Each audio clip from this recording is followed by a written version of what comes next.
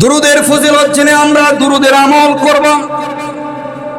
আল্লাহ নবী সাল্লাল্লাহু আলাইহি ওয়াসাল্লাম বলেন, কেউ যদি দুরুদের আমল করে আল্লাহ রাব্বুল আলামিন তার পেরেশানি দূর করে দেন, তার দুশ্চিন্তা দূর করে দেন। আপনি পেরেশানিতে আছেন, আপনি দুশ্চিন্তায় আছেন, আপনি দুরুদ করেন। আপনি কঠিন মুসিবতে আছেন, দুরুদ করেন।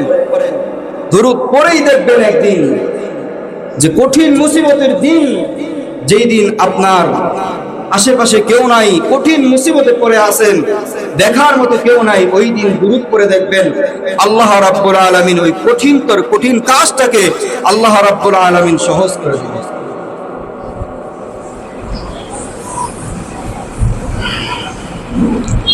এই জন্য মুহতারাম হাজিরিন, সর্বনিম্ন দিনের বেলায় আমরা 100 বার দুরূদ পড়ব। সর্বনিম্ন 100 বার দুরূদ পড়ব। কোন দুরূদ পড়ব? সবচেয়ে উত্তম দুরূদ হলো দুরূদে ইব্রাহিম। আল্লাহুম্মা সাল্লি আলা মুহাম্মাদিন ওয়া আলা আলি মুহাম্মাদ কামা সাল্লাইতা আলা ইব্রাহিম ওয়া আলা আলি ইব্রাহিম ইন্নাকা হামিদুম মাজিদ। আল্লাহুম্মা বারিক আলা মুহাম্মাদিন ওয়া আলা আলি মুহাম্মাদ কামা বারাকতা আলা ইব্রাহিম ওয়া আলা আলি ইব্রাহিম ইন্নাকা হামিদুম মাজিদ।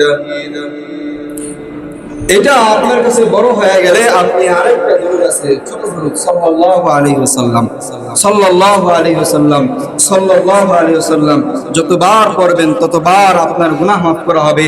আপনার দিকে একবার পড়ার কারণে আল্লাহ রাব্বুল আলামিন আপনার দিকে 10টা রহমত ছড়ে দিবেন। সুবহানাল্লাহ।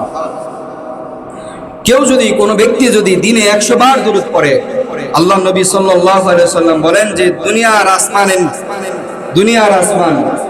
দুনিয়ার আসমান কত বড়। গত জুমায় বলা হয়েছিল যে কুল কিনারা নাই দুনিয়ার আসমানের দরজাও খুঁজে পায় না এই পর্যন্ত বিজ্ঞান, আর কোনোদিন পাবেও না। কারণ আল্লাহ রাব্বুল আলামিন কোথায় রাখছেন, কিভাবে রাখছেন, আল্লাহ তাআলাই ভালো জানেন। আল্লাহু আ'লাম বিমুরাদিহি, আল্লাহ তাআলাই ভালো জানেন।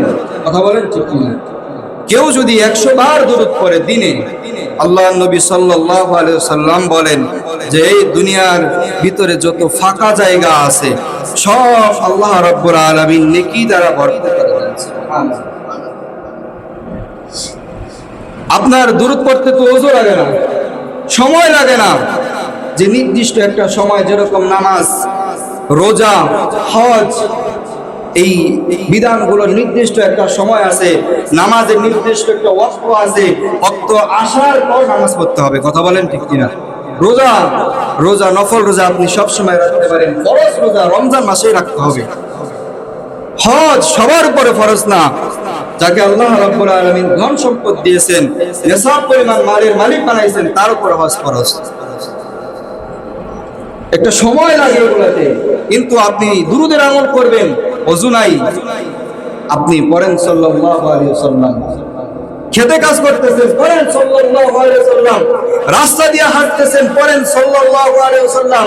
যখন যেখানে ইচ্ছা পড়েন সাল্লাল্লাহু আলাইহি ওয়াসাল্লাম।